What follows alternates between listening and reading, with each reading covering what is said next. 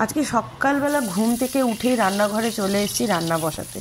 তার কারণ হচ্ছে মা আজকে বেলানগর যাবে। অনেক দিন ধরেই মা বেলানগর যাব আমাকে বেলানগরে রেখে দিয়ে করে জ্বালাতন করছিল। যেহেতু হাতটা ঠিক ছিল না না, তো মানে হাতটা ডাক্তার বলছিল না যে ঠিকঠাকভাবে একা থাকতে পারবে কি না, তো সেই জন্য না সাহস পাচ্ছিলাম না। সেই দিনকে যে ডাক্তার দেখিয়ে আনা হলো, তো তখন ডাক্তার বলল যে এখন থাকতে পারে, তবে প্রেশারটা যতটা পারবেন কম দেবেন। তো ব্যাস, ডাক্তার পারমিশন যখন দিয়ে দিয়েছে আর কি শোনে। আর এমনি আপনারা সবাই মোটামুটি জানেন যে আমার শাশুড়ি মা একটু নিজের মতন করেই থাকতে বেশি পছন্দ করেন। নিজের যখন যেখানে যেতে ইচ্ছা হয় যায়, যখন যেটা খেতে ইচ্ছা হয় খায়। তো সেই জন্য আর আটকানো গেলই না। তো ওই জন্য মা বেরোবে, তো সকাল সকাল ওই জন্য সকালের ব্রেকফাস্ট বানাতে বসলাম। শুধু ব্রেকফাস্টই নয়, তার সাথে কিছু একটু রান্নাও করে দেবো। তার কারণ মিস্টার দাস মাকে রেখে দিয়েই চলে আসবে, গিয়ে আবার কি রান্নাবান্না করবে তার ঠিক ঠিকানা নেই। সেই জন্য তো একটু আলুর দম করছি, রুটি আর সাথে একটু তরকারি। দু রকমের তরকারি হয়ে উঠলো না, তাই আলুর দমটাকে একটুখানি মশলা কম দিয়ে ফার্স্টে করলাম, যেটা সকালে খাবে, আর তারপর মশলাপাতি দিয়ে করলাম যেটা দুপুরে খাবে। ওই দু রকমের আলুর দম আর কি হলো। আমি সকাল থেকে না 3 কাপ চা খেয়ে নিয়েছি। কেন জানেন? আজকে সকাল থেকে মাথাটা প্রচণ্ড ধরেছে। কেন বুঝতে পারছি না, হয়তো ঠান্ডার জন্যই হবে, কারণ ঠান্ডাটাও বেশ ভালো পড়েছে।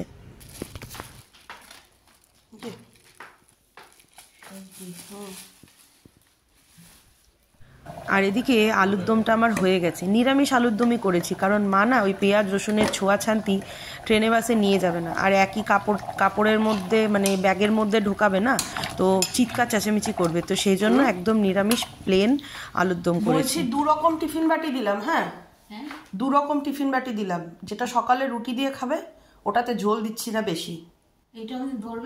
হ্যাঁ, এটাতে হয়ে যাবে। আর যেটা ভাত দিয়ে খাবে ওটার আলাদা টিফিন বাটি একদম পুরো প্যাক করে দিচ্ছি, ওটা ট্রেনের মধ্যে খোলার দরকার নেই। আর সাথে না একটু সবজি টবজিও দিয়ে দিলাম, ঘরে ছিল। কারণ এই এতদিন পরে ওই বাড়িতে যাচ্ছে, তো বাড়ির কি কন্ডিশন আছে তার ঠিক ঠিকানা নেই আর কি। আর বাড়িতে যে কাজের লোকটাকে রাখা হয়েছে না, এত ফাঁকিবাজ। মামা শ্বশুর বলছিল গত পরশু দিনকে ফোন করে, একদিন আসে 2 দিন কামাই দেয়। মানে যেহেতু বাড়িতে কেউ থাকে না না, তো ইচ্ছে মতন করা যায়, সেই জন্য।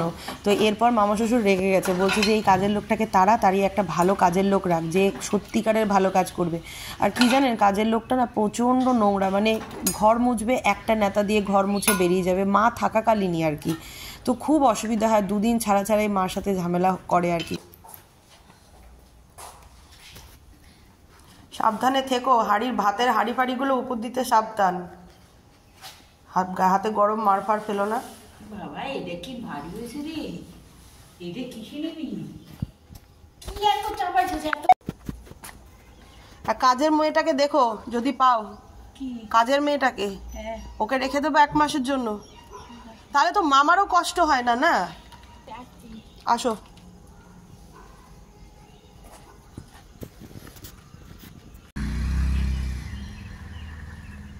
হে everyone, good morning, welcome back to my channel. তো আজকে সকালবেলা মা বেরিয়ে গেল বেলানগরের পথে। আসলে 2 মাসের ওপরে হয়ে গেছে না, ওইদিকে যাওয়া হয় না। আর আমি তো এর আগেই বলেছিলাম, আমার শাশুড়ি মা এক জায়গায় একভাবে থাকতেই পারে না। প্রত্যেকটা মানুষের হয় না, এক একটা মানুষের এক একটা কমজোরি বলুন বা দুর্বলতা বা কোনো মানে কি বলবো, এগুলো হয়ে থাকে আর কি। মানে আমরাও তো এদিক ওদিক যাই, ঘুরতে টুরতে যাই, তো সেই জন্য মা তো একেবারেই ঘর থেকে বেরোয় না।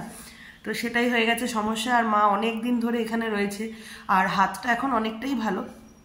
যেইটুকু প্রবলেম আছে ওইটুকু ব্যায়াম দিয়েছে, আর কিছু কিছু রেস্ট্রিকশন দিয়েছে, সেইগুলো একটুখানি মেনে মেনে চলতে হবে। তো মাকে অনেকবারই বলা হয়েছে, তাও আমি বলেছিলাম যে আর কয়েকটা দিন থেকে যাও, কিন্তু শুনছেই না কোনো কথাই।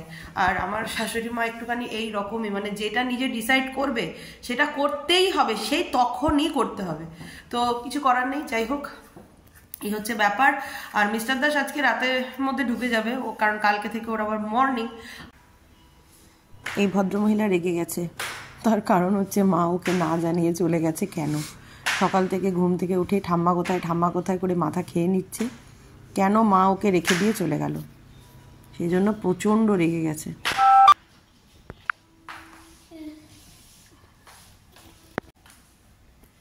দেখেছেন অবস্থা, শোক জানাচ্ছে এখন।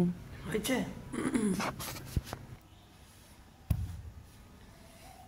চুলগুলোর কি অবস্থা, গোটা রাত বাঁধবে না, কিছু না। মুখে গন্ধ, ঠিক সর। কি হয়েছে? কাকে খুঁজছিস? হ্যাঁ ঠাম্মা কোথায় বলতো ঠাম্মা?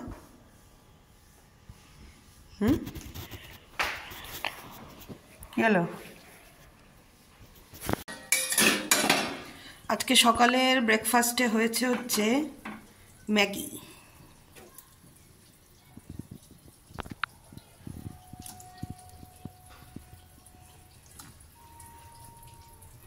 ঘরে যা যা সবজি ছিল সব সবজিগুলোই দিয়ে দিয়েছি। এই যে অলি রানির মুড তো বেজায় অফ, কারণ অলি রানির ঠাম্মা অলি রানিকে না বলেই চলে গেছে। এই যে ট্যান ট্যান। কোথায় রাখবো? তুই তো খেলা নিয়ে বসেছিস। মুড অফ ভদ্রমহিলা। এই যে শুভশ্রী দাস, বাবা বাবা বিশাল রাগ। এই হচ্ছে ব্যাপার। মা ওকে কেন না বলে বেরিয়ে গেছে। ও মা যখন বেরিয়েছে তখন ও ঘুমোচ্ছিল, সেই জন্য ওর মুড খুবই অফ। কালকে রাত্রেই পাতর পাতর করছিল চলে যাবে বলে। তো সকালের ব্রেকফাস্ট দিয়ে দিয়েছি, আর আমারও ব্রেকফাস্ট করা কমপ্লিট। মিস্টার দাস গতকাল ওই যে ভেটকি মাছ নিয়ে এসেছিলো, তার সাথে এই পাবদা মাছও নিয়ে এসেছিলো। তো আজকে ওই পাবদা মাছটা করব, আর 2 পিস ভেটকি মাছ আছে, এটা আমরা দুপুরে বেলাতে ভাজা নিয়ে নেব। যেটা বলছিলাম, অলির তো প্রচণ্ড রাগ হয়ে আছে, কিন্তু কি করব, যেটা মার ওই যে বললাম মা যেতে যাবেই, আর এখানে মানে কয়েকদিনের জন্য আর কি, সপ্তাহখানেকের জন্য মনে হয় গেল। এই হচ্ছে ব্যাপার। অলির রাগ থাকবেই, অলির রাগ নিয়েই আমাদের চলতে হবে।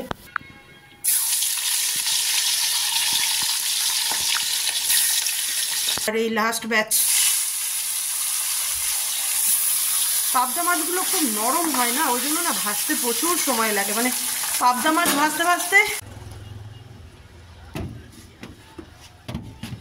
চলো, গুড ইভিনিং এভরিওয়ান। তো দুপুরের পর থেকে আর কোনো ব্লগ বানাইনি। এখন অলিকে নিয়ে আমি বেরোলাম। মিস্টার দাস বর্ধমান অবধি পৌঁছে গেছে, বর্ধমান থেকে ওর ট্রেন ছেড়েও দিয়েছে, ও আর কিছুক্ষণের মধ্যেই চলে আসবে। আর আমি যাচ্ছি হচ্ছে এখন আমার দাঁতের ডাক্তারকে দেখাতে। তো আজকে আমার ডেট দিয়েছে, আজকে দাঁতের এক্সরে হবে, তো সেই জন্য যাচ্ছি হচ্ছে দাঁতের ডাক্তারের কাছে। এখন দেখা যাক কী গল্প আবার ডাক্তার দেয়। ডাক্তারের খানায় এসে আমি এখন বসে ওয়েট করছি।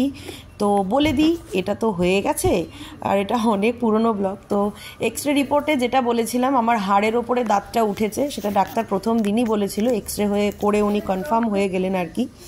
তো সেটাই, এটাকে এখন সার্জারি করতে হবে। তো এই মুহূর্তে আমি বলেছি যে আপাতত নতুন বছরটা পড়ুক, তার কারণ আর কি কয়েকটা দিন মাত্র বাকি, আর আমাদের 31 কিছু প্ল্যান মেবি হলেও হতে পারে। তো সেই জন্য এখন এই দাঁতটা তুলে দিলে পরে এখন কি আবার বারণ করবে, কি আবার করতে বলবে, সেই সমস্ত চক্করে না আবার প্রবলেম হয়ে যাবে। তো ওই জন্যই এখন আপাতত মেডিসিন নিলাম, মেডিসিন চলবে। তো তারপরে জানুয়ারির 7-8 তারিখ করে এসে আমি দাঁতটা তুলব, এই হচ্ছে ডাক্তার বলে দিল। তারপরে ডাক্তারখানা থেকে বেরিয়ে অলিকে নিয়ে গেছিলাম একটুখানি ফুচকা খেতে। অলিকে নিয়ে ফুচকা খেয়েছি, খেয়ে দেন তারপরে বাড়ি চলে এসেছি। আর যেহেতু ব্লগটা অনেকটাই বড় হয়ে গেছে, তো সেই জন্য আর কোনো ব্লগ বানাইনি। আর বাচ্চাটা দেখেছেন কি সুন্দর, ওকে নিয়ে ওর ভিডিও করছি দেখে না, ও ইচ্ছে করে ওরকম করে করছিল। হ্যাঁ, এত কিউট লাগছিল যে কি বলবো। যাই হোক, তো চলুন আজকের ব্লগটা এই অবধি রাখছি, দেখা হবে নেক্সট একটা ব্লগে। তো ততক্ষণের জন্য সবাই ভালো থাকবেন, সুস্থ থাকবেন, সবাইকে ভালো রাখবেন। আর হ্যাঁ, যেদিন এই ব্লগটা আপডেট হবে, মানে আমি আপলোড করব আর কি ইউটিউবে, সেদিন হয়তো মেবি নিউ ইয়ার হবে। তো সবাইকে হ্যাপি নিউ ইয়ার। আর নিউ ইয়ারের ব্লগ খুব শিগগিরই আসবে, কি করেছি না করেছি সমস্ত কিছু দেবো। তো আজকের জন্য টাটা।